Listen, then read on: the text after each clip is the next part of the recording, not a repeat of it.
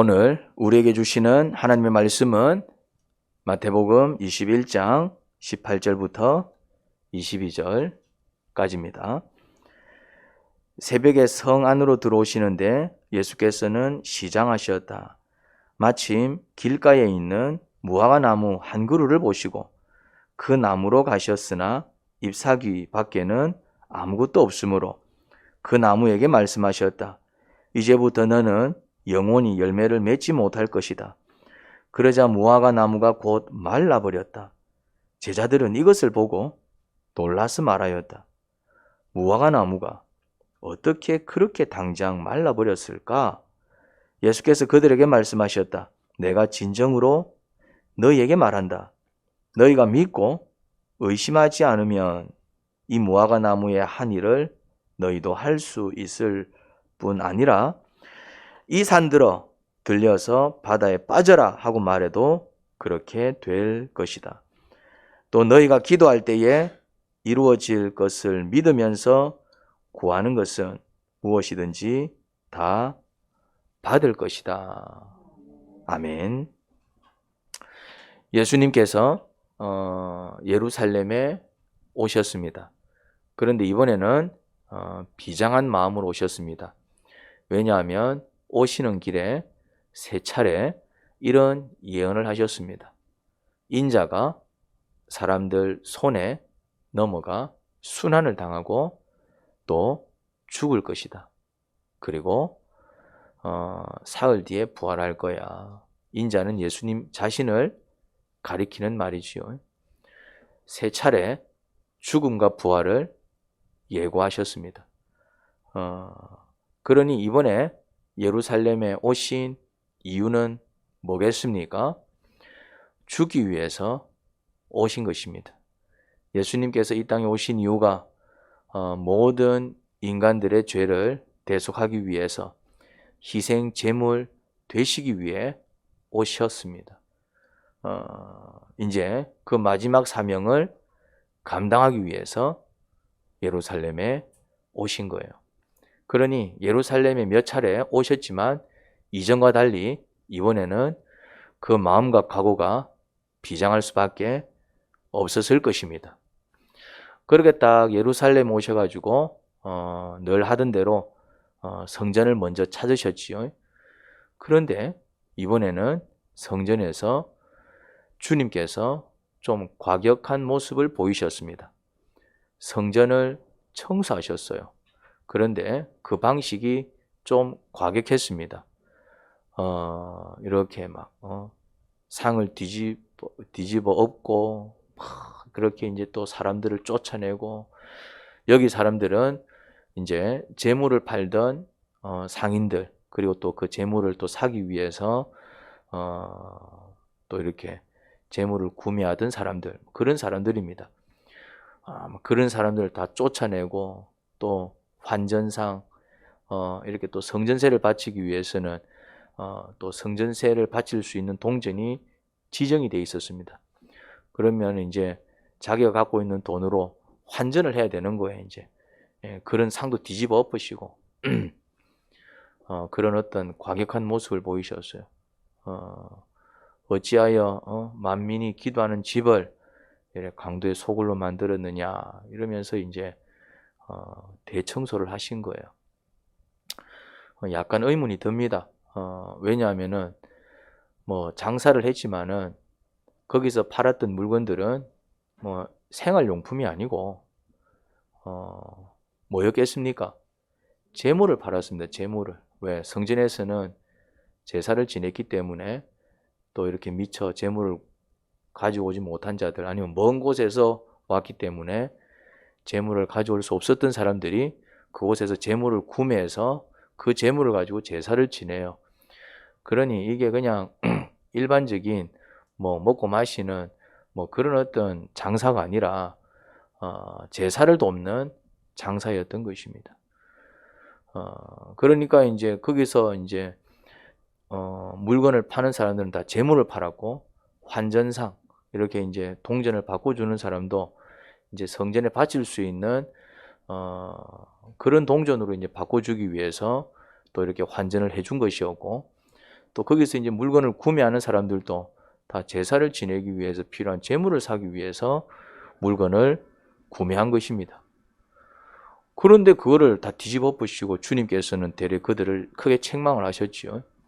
무엇을 의미할까요? 아니, 제사를 지내기 위해서 재물을 구매하는데 왜 그걸 주님께서는 기뻐하시지 않고 대래 그들을 크게 책망했을까요? 이제 이걸 변질이라 그래요. 변질. 처음에는 제사를 위해서 재물을 팔았을 겁니다. 제사를 돕기 위해서. 원래는 성전 밖에서 다 이렇게 구매를 해서 들어왔는데 이제 뭐 다른 것도 아니고 재물을 팔기 위해서, 제사를 지내기 위해서. 그래서 이제 성전 안에서, 그러면 좀 더 편하잖아요. 좀 더 편하잖아요. 그래서 제사를 돕기 위해서 좀 더 제사를 잘 지내라고 그렇게 시작한 장사였는데 이게 나중에는 어떻게 변질됩니까? 이제는 돈을 벌기 위한, 장사를 하기 위한 수단으로 제사가 변질된 것입니다. 주객이 바뀐 거예요. 처음에는 제사를 돕기 위해서 장사를 했다니까. 제사를 돕기 위해서 장사할 때는 큰 문제가 되지 않았습니다. 그거는 제사가 중요하잖아요. 제사를 잘 지내기 위해서, 하나님께 예배를 잘 드리기 위해서, 이제 그게 이제 목적이었고, 그것을 돕기 위해서 좀 더 제사를 잘 지낼 수 있도록, 그래서 이제 시작한 장사였는데, 나중에는 이게 돈벌이가 엄청 되거든. 그러니까 이제 어떻게 바뀝니까? 이제는 장사를 위한 제사가 돼버린 거예요. 이제 제사를 수단 삼고 그 제사를 통해서 뭐 하는 겁니까? 돈벌이 하는 것이죠. 이게 바뀌어버린 것입니다. 이게 겉으로 볼 때는 똑같아. 제사를 위해 장사를 하든 뭐 제사를 이용해서 장사를 하든 겉으로 볼 때는 재물을 팔고 그 재물을 가지고 제사를 지내기 때문에 겉으로 볼 때는 똑같은 모습입니다. 그런데 이미 뭐가 달라져 있습니까? 중심이, 제사를 위해서 장사를 할 때는 중심이 누구를 향해 있었겠습니까? 하나님을 향해 있었겠죠. 하나님께 제사를 지내기 위해서, 하나님께 제사를 잘 지내기 위해서 그 중심이 누구를 향해 있었겠습니까? 하나님. 그런데 이게 이제 제사가 장사를 위한 수단으로 전락되면서 하나님을 향하던 마음이 이제는 어디로 향하고 있습니까? 재물이 아니고 돈이죠. 돈 버는데 이제 더 신경이 팔리는 거예요. 이제 돈벌이가 된다. 와, 돈 많이 벌린다. 와, 이게 큰 수입이 되네. 이제 서서히 하나님을 향하던 그 마음이 이제 뭘 향하고 있습니까? 이제 이게 변질이다 이 말입니다. 이게 그래요. 처음엔 다 교회 어떤 마음으로 옵니까? 처음에는 이제 은혜 받고 구원 받고 이제 하나님을 사랑해서 나 이제 예배 드리는 인생 살겠습니다. 이제 하나님을 위해서 살겠습니다. 그러면서 이제 변화를 경험한 사람들이 처음에 올 때는 그 중심이 누구를 향하고 있겠습니까? 하나님을 향하고 있죠. 그 예배는 살아있는 예배입니다. 그런데 어느 순간 이게 이제 마음이 싹 바뀝니다. 뭐로 바뀝니까? 나중에는 어떤 일이 벌어집니까? 직분 때문에 싸움이 벌어지고 뭐 헌금 때문에 싸움이 벌어지고 이제는 뭐 별것 아닌 문제 같고 이제는 그 중심이 처음에는 하나님을 향해서 뜨거웠던 마음들이 이제 뭐로 향해 있습니까? 이제 다른 것으로 이제 그 마음이 가 있다라는 사실을 깨닫게 되죠. 그것이 여러 가지 정세로 나타납니다. 불미스러운 문제로 나타나기 시작합니다. 이제 이런 것들을 확인하셔야 돼요. 성경을 통해서. 나는 청소할 게 없을까? 주님이 여러분들 마음에 들어갔을 때, 야, 정말 깨끗하구나. 여전히 순결하구나. 정말 하나님을 향해 뜨겁게 너희들의 가슴을 불태우는구나. 여러분들 그렇게 정말 당당하게 얘기할 수 있을까요? 주님이 내 안에 왔을 때 왜 네 안에 미움이 가득해?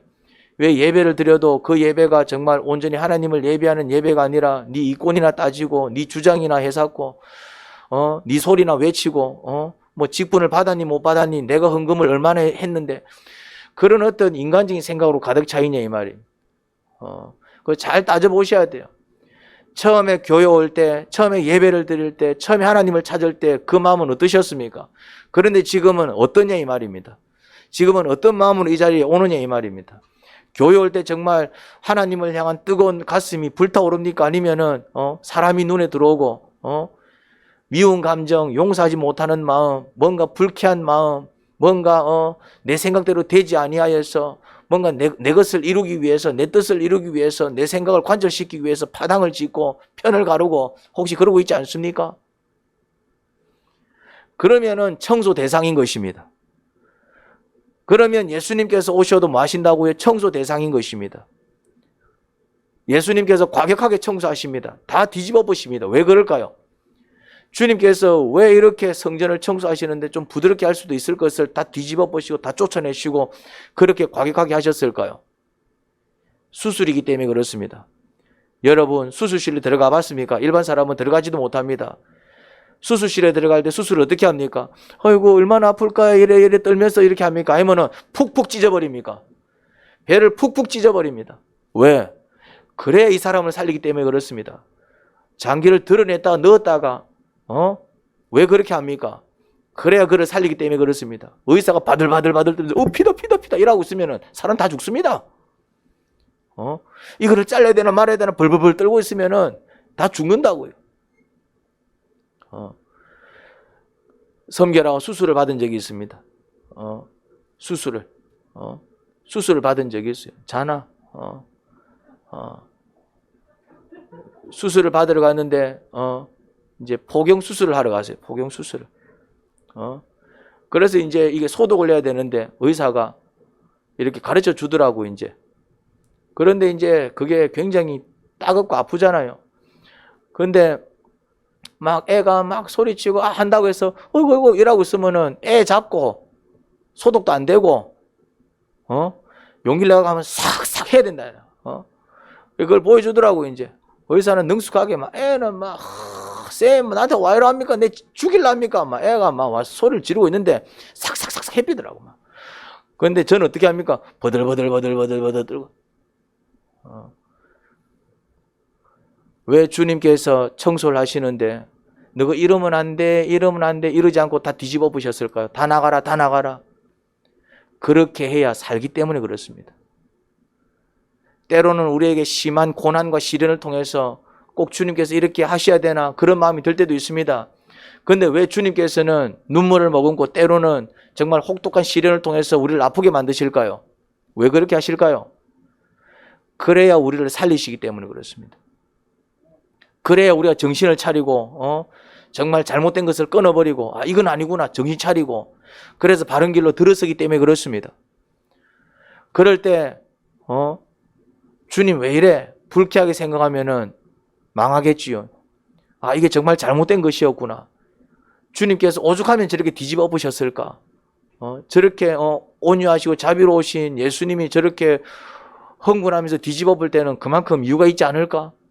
그만큼 이게 악한 모습이기 때문 아닐까? 이래 갔다가는 우리가 다 망하니까 다 죽으니까 우리 살리려고 주께서 저렇게 정말 이렇게 우리를 책망하시는 것이 아닐까? 깨달으셔야 됩니다.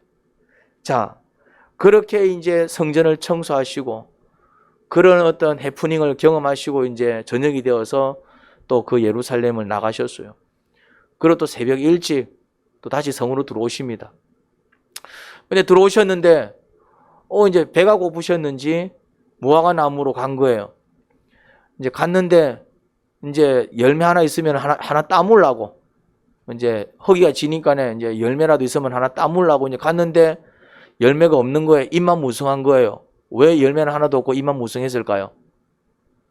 나무에 왜 열매는 하나도 없고 입만 무성했을까요? 그렇죠. 철이 아니기 때문에 그런 거예요. 철이 아니기 때문에.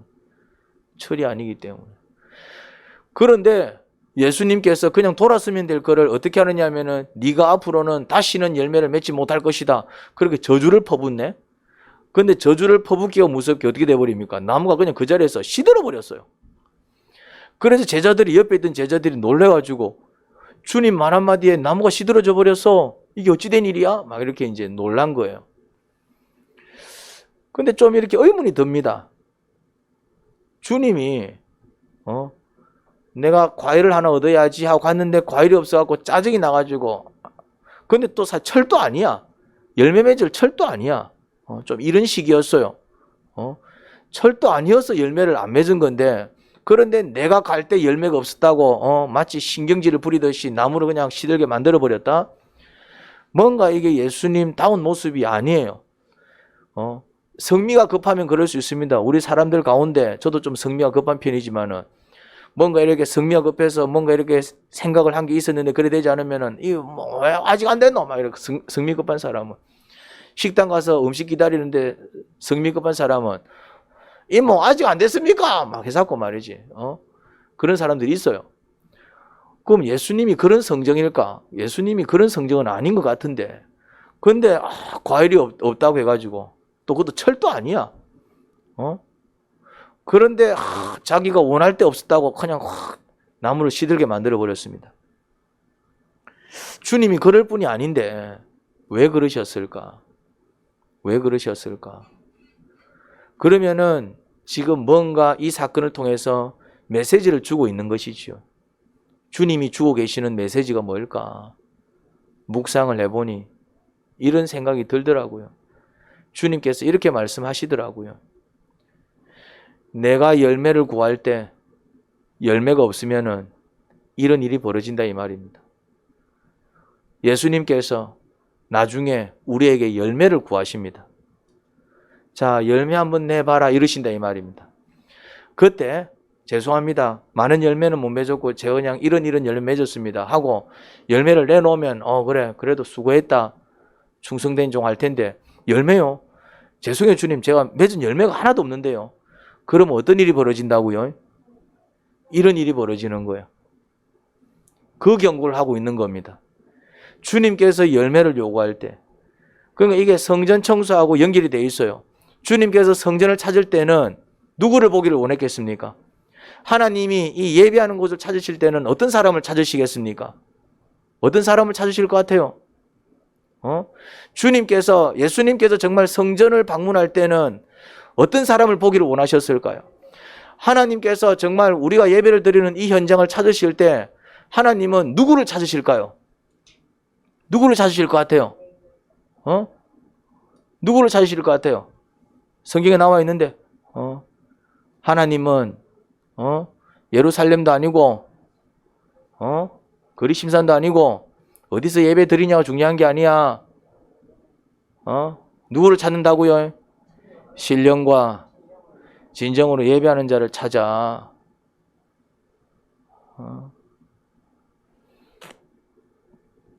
그런데 예수님께서 성전에 들어갔을 때는 어떤 사람들밖에 없었습니까? 전부 눈 벌게져갖고 돈 벌기 급급한 사람들밖에 없었습니다. 무슨 말인지 이해됩니까? 주님께서 우리한테 열매를 찾으세요. 그래, 네 무슨 열매 맺었나 한번 보자. 무슨 열매 맺었나 한번 보자. 그런데 보여줄 열매가 아무것도 없다. 어떤 일이 벌어진다고요? 이런 일이 벌어지는 거야. 네가 여기서 쫓겨나 슬피 울며 이를 갈 것이다. 주님께서 그런 말씀 여러 번 하셨습니다. 포도나무가 있습니다. 요한복음 15장에. 거기에 이제 이 가지마다 열매가 맺히잖아요. 근데 다른 가지는 다 열매가 맺혀 있는데 어떤 가지에는 열매가 하나도 없어. 그러면은 그 가지를 어떻게 합니까? 어떻게 하지요? 농사 지으신 분들은 얘기해 보십시오. 어떤 가지들마다 열매가 주릉주릉 있는데 어떤 가지에는 열매가 하나도 없어. 그럼 그 가지를 어떻게 합니까? 잘라냅니다. 솎아버립니다. 왜요? 죽은 가지이기 때문에 그럽니다. 죽은 가지. 오히려 그런 것들을 쳐줘야 영양분들이 열매 잘 맺는 가지로 들어간다 이 말입니다. 열매 맺지 못하는 그런 가지는 어떻게 한다고요? 솎아버립니다. 그래서 불태워버립니다. 그게 요한복음 15장 말씀입니다. 열매 맺지 못하면은 예수님을 믿는 사람들이 열매를 맺지 못하면 어떻게 된다고요? 지옥 갑니다. 예수님 믿으면 천국 가는 게 아니에요? 예수님 믿어도 열매 못 맺으면 지옥 갑니까? 성경은 그렇게 얘기하고 있다 이 말이에요. 내 얘기가 아니고 성경이 그래 얘기하고 있다. 성경이. 그러면 예수님 믿으면 천국 가는데 그래 얘기했잖아요. 성경 그래 적혀 있잖아요. 근데 왜 예수님 믿어도 열매 못 맺으면은? 죄송합니다. 예수님을 믿는데 진실되게 예수님을 믿는 사람들은 반드시 열매를 맺게 되어 있습니다. 그럼 예수님을 믿지만은 열매를 맺지 못하는 사람들은 죄송한 얘기지만은 진실로 예수님을 믿는 사람들이 아닙니다. 입술로만 예수님을 믿는 사람들입니다. 예수님을 믿는 척하는 사람입니다. 아니면 처음에 잠시 믿었다가 그 믿음을 저버린 사람들입니다. 정말 진실로 예수님을 믿는 사람들은 예수님을 믿는다라고 할 때 믿습니다. 이게 믿는 게 아니고 예수님이 누구신지, 나를 위해서 어떤 일을 해주셨는지 정확하게 깨닫고 그 주님께 굴복한 마음을 믿음이라고 하는 거예요. 무조건 믿습니다. 이게 믿음이 아니고 주님은, 예수님은 하나님의 아들이시구나. 근데 나를 위해서 이 땅에 오셔가지고 내 대신 정말 그 벌을 받아 죽으셨구나. 나를 구원하시기 위해서. 그런 예수님을 믿고 이제는 그 주님을 위해서 살겠습니다. 내 마음이 그렇게 굴복할 때에 그 마음을 뭐라고 얘기한다고요? 그거를 믿음이라고 얘기하지. 믿습니다. 예수님 살아계신 줄 믿습니다. 그게 믿음이 아니에요. 예수님 살아계십니다라고 믿고 떠드는 사람은 귀신도 그렇게 믿고 떠든대요. 그럼 귀신도 천국 가겠네 그러면은. 예수님 믿으니까. 그렇게 믿어서 구원받는 게 아니다 이 말입니다. 그런데 정말 예수님이 누구신지 정확하게 알고 하나님의 아들이시구나. 그리고 어떤 일을 하셨는지 정확하게 알고 나를 위해서 내가 받아야 될 벌을 대신 받으셔서 나를 구원하셨구나. 그래서 정말 나는 이제 주님을 위해서 살 거야. 그렇게 주님께 굴복한 마음. 그렇게 주님께 굴복한 사람은 열매 맺을까 못 맺을까? 맺습니다. 물론 많이 맺느냐 적게 맺느냐 그건 차이가 있을 수 있어요. 능력에 따라서, 은사에 따라서, 형편에 따라서. 그런데 열매를 맺느냐 맺지 못하느냐는 큰 차이가 있는 것입니다. 열매를 많이 맺었느냐 적게 맺었느냐 그거는 상관없어요. 많이 맺으면은 그만큼 상급을 많이 받을 것이고 적게 맺으면 좀 적게 상급받게, 그 차이는 있어도 그거는 큰 문제가 되지 않아요. 근데 열매를 맺었느냐 맺지 못했느냐 이거는 문제가 큽니다. 적게 맺든 많이 맺든 열매를 맺은 사람은 상급을 받겠지요. 구원을 받겠지요. 그런데 열매를 아예 못 맺은 사람은 이 사람은 지옥 간다 이 말입니다. 예수님을 믿어도. 왜 그럴까요? 그 믿음은 진실된 믿음이 아닙니다. 믿는 척한 믿음이거나 아니면 일시적으로 잠시 믿었다가 그 믿음을 저버리고 살았거나 아니면 입술로만 믿어요 입술로만 그런 경우를 이야기하는 것입니다. 그래서 예수님께서는 예수님을 믿는 자들한테 뭘 요구하신다고요? 열매 한 보자. 그러니까 예수님을 정말 믿는 사람들은 부지런히 뭘 맺어야 된다고요? 열매를 맺어서 주님께서 마지막 날 심판하신다 이 말입니다. 네가 진짜로 날 믿었느냐 가짜로 날 믿었느냐 그걸 뭐로 주님께서는 입증하신다고요? 열매 보자. 열매를 보고 네 나를 진짜로 믿었네. 예수님을 진짜로 믿으면 열매를 맺게 돼 있어요. 무슨 열매를 맺든. 많이 맺느냐 적게 맺느냐 그 차이는 있을 수 있어요. 그런데 열매를 아예 못 맺는다? 그런 사람은 쫓겨나서 슬피 울며 이를 갈겠지요. 그러면은 주님께서 요구하시는 열매가 뭘까요? 열매 보자 할 때 이제 보여줘야 된다 이 말이죠. 주님께서 보자고 하시는 그 열매가 뭘까요? 주님께서 그래 이제 열매를 보자 하는데 그럼 이제 주님께 보여드려야 될 열매가 뭐냐? 무슨 열매 보여줄 거예요? 그 열매가 뭔지를 알아야지. 그래 그 열매를 준비할 거 아니에요. 무슨 열매를 보여줄 거냐 이 말. 성경에서 얘기하고 있는 열매가 뭐냐 이 말이지. 예수님이 열매 맺어야 돼. 오늘 본문에서도 열매 못 맺으니까 시들어 버렸어요. 말라 비틀어져 버렸습니다. 성경에서 얘기하는 그러면은 정말 우리도 그런 포도를 맺고 과일을 맺고 그런 열매를 얘기하겠습니까? 비유적인 표현이겠죠.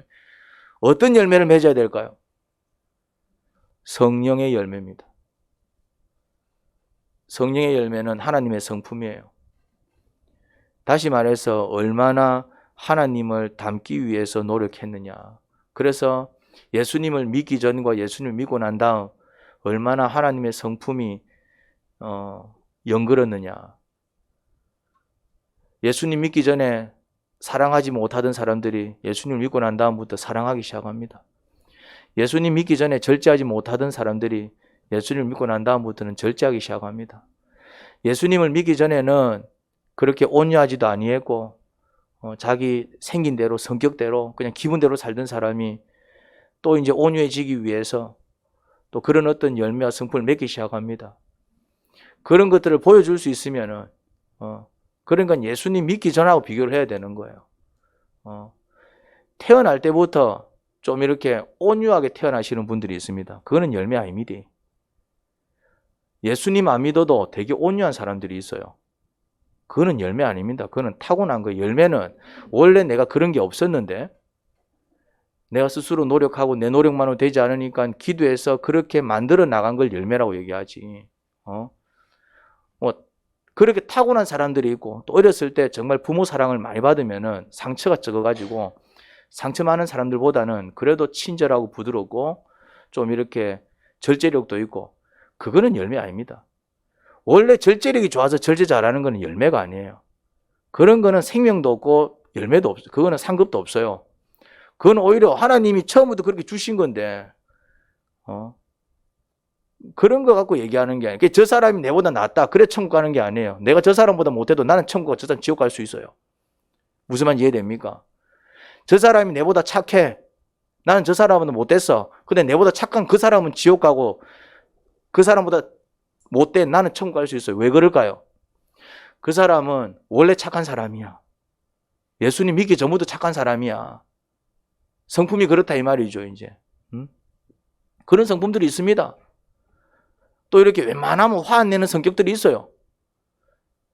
그게 원래 그런 사람이 아닌데 내가 예수님을 믿고 변화된 모습이라면은, 그렇게 맺은 열매라면은 주님 때문에 이를 악물고 내가 더 이상 그렇게 살지 않겠습니다. 발버둥 치면서 내 모난 성품과 싸우고 기도하고 내 힘만으로 되지 않으니까 은혜를 구해서, 그래서 정말 이제 주님 뜻대로 살아야 되는데, 주님 말씀대로 살아야 되는데, 그렇게 발버둥 치면서 그렇게 변화된 모습이라면 그 사람은 어디 들어간다?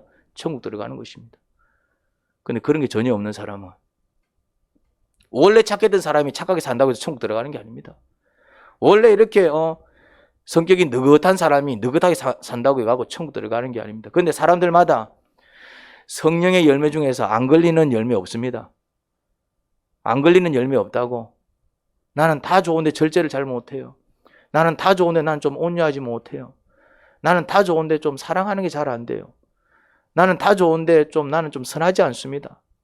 나는 다 좋은데 성미가 급해하고 난 오래 참는 게 잘 안 돼요. 그거 보면은 걸리는 게 분명히 있다니까. 적어도 한 가지 이상씩 안 걸리는 사람 하나도 없습니다. 완벽한 사람은 없다 이 말입니다. 아무리 좋은 사람도 분명히 걸리는 게 있습니다. 완벽하게 이 땅에서 정말 하나님의 성품을 드러내며 살아가는 사람은 아무도 없습니다. 상대적으로 좀 괜찮은 사람은 있을 수 있어도 누구에게든지 뭐가 있다? 허물은 있고 약점이 있기 마련입니다.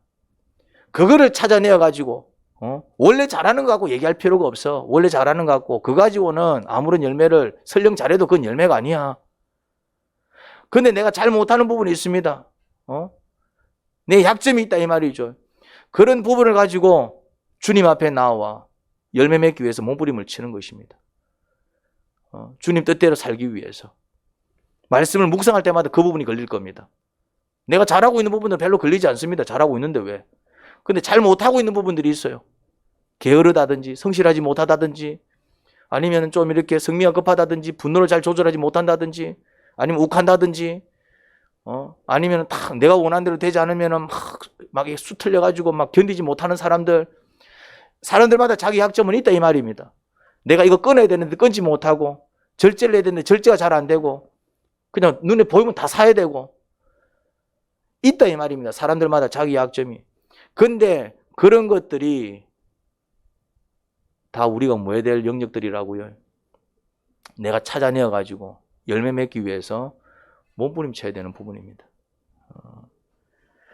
그렇게 열매를 맺는 사람들이, 그렇게 열매를 맺기 위해서 애를 쓰는 사람들이, 물론 열매 또한 내 힘만으로 맺는 건 아닙니다.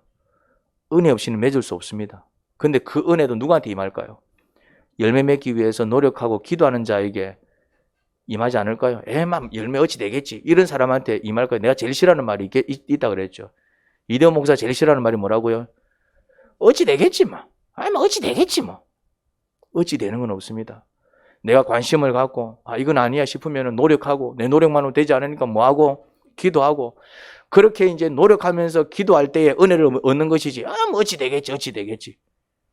물론 내가 어떻게 할 수 없는 부분에 대해서는 전적으로 주께 맡겨야 되겠죠. 내가 어떻게 할 수 없는 부분에 대해서는.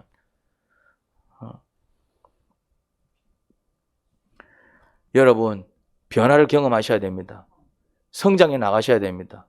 그냥 막 예배만 드리면 되겠지. 뭐 그냥 기도만 하면 되겠지. 맞습니다. 기도해야 됩니다. 예배해야 됩니다. 근데 우리가 예배하는 이유가 뭐냐 이 말입니다. 매주 예배하는 이유가 뭐예요? 새벽마다 기도하는 이유가 뭡니까? 매일 묵상하는 이유가 뭐예요? 우리가 그거 하는 이유가 뭔데? 성장하기 위해서지요. 밥 왜 먹습니까? 밥을 왜 먹냐고요? 어린 아이들은 성장하기 위해서 먹는 것이고 어른들은 거기서부터 에너지를 얻어서 그 힘으로 살아가기 위해서 매일 밥 먹는 것 아닙니까? 그런 것입니다. 왜 매일 기도하는데? 왜 매일 묵상하는데? 왜 매주 예배드리고? 왜 매주 목장 모임에서 서로 기도 제목 나누면서 같이 기도하는데요? 성장하기 위해서입니다. 변화를 경험하기 위해서입니다. 그런데 아무리 시간이 지나도 변하지 아니하고 아무리 시간이 지나도 성장하지 아니하고 예수님 믿기 전이나 지금이나 아니면 멀리 갈 것도 없어 뭐 작년이나 지금이나 똑같은 모습으로 살아가고 있다면 심각한 것입니다. 크게 달라지라 그 얘기를 하는 것이 아닙니다. 어제까지 개판으로 살았는데 오늘 성인군자 되라 그 얘기를 하는 것이 아닙니다. 적어도 우리는 어떤 삶을 살아야 된다고요? 어제보다는 나은 오늘을 살아야 되고요. 오늘보다는 나은 내일을 살아야 되는 것입니다. 큰 변화를 얘기하는 것이 아닙니다. 미세한 변화라도 좋습니다. 생각의 변화라도 좋습니다. 조그만 습관의 변화일지라도 남들은 알아주지 아니하고 눈에 띄지 아니하는 변화일지라도 내가 주님 앞에서 정말 이건 아니야 싶어서 몸부림쳐서 하나하나 나를 만들어 나가고 내 언어를 바꾸어 나가고 내 생각을 바꾸어 나가고 내 모습을 바꾸어 나갈 때 그것이 경미한 것일지라도 사람 눈에는 띄지 아니할지라도 머리 숫자까지 다 세시는 하나님은 그런 거 하나하나 다 보시고 뭐 하신다? 상 주십니다. 그런데 조금도 변화가 없고 오히려 예수님 믿기 전보다 더 이렇게 사람이 변질된다든지 순수함을 잃어버린다든지 퇴보하게 되면요. 더 걷잡을 수 없는 큰 진노를 사지 않겠습니까? 여러분, 신앙생활을 어떻게 해야 될지, 아니 신앙생활을 넘어서 내 인생을 어떻게 살아야 될지 바른 목표를 가지고 살아가시기 바랍니다. 그냥 막 살다 보면 어찌 되겠지 제발 그러지 마시기 바랍니다. 어찌 되는 건 없습니다. 망하기밖에 더 하겠습니까? 여러분 자신을 사랑하시기 바랍니다. 천국 가기 위해서 애쓰시기 바랍니다. 그리고 나만 잘 될 게 아니라 혹시 옆에서 뭔가 이렇게 부족한 게 있는 사람들이 있으면 같이 가자. 같이 한번 해보자. 우리 같이 한번 기도해보자. 같이 한번 예배 드리자. 같이 예수님 믿자. 그렇게 고민하면서 함께 가는 또 우리가 되어야 될 줄 믿습니다. 하나님 아버지, 무화과 나무를 통해서 배우는 교훈이 있습니다. 열매 맺지 못하면은 결국 쫓겨나 슬피 울며 이를 가는 일이 벌어질 것입니다. 열매 맺는 인생이 되어야 합니다. 열매 맺는 신앙생활이 돼야 됩니다. 뭐 예수님 믿으니까 천국 가겠지. 이런 소리 하면 안 됩니다. 뭐 예배 드렸으니까 어찌 되겠지. 그래도 막 기도했으니까 뭐 어찌 되겠지. 물론 기도해야 합니다. 예배 드려야 합니다. 예수님 당연히 믿어야지요. 하지만 노력하고 기도하는 자들이 되어야 합니다. 힘쓰고 애쓰는 자들이 되어야 합니다. 열매를 맺기 위해서 발부둥 쳐야 합니다. 혹시 뭔가 부족한 것이 드러나고 이게 아니다 싶으면은 왜 그렇지 심각하게 고민하고 그런 부분들을 자복하고 회개하기 위해서 애써야 합니다. 그게 신앙생활 바르게 하는 것입니다. 그게 아버지 뜻대로 살아가는 모습입니다. 하늘의 뜻을 이 땅에 이루는 모습입니다. 그렇게 내 안에 천국을 이루고 내 가정의 천국을 이루고 내 삶의 천국을 이루고 그렇게 하나님 나라를 이루어 나가는 자들이 되어야 합니다. 아버지의 뜻을 이루고 그 의를 완성하는 자들이 되어야 합니다. 그렇게 살기 위하여 힘쓰고 애쓰게 하세요. 예수님 이름으로 기도합니다. 아멘.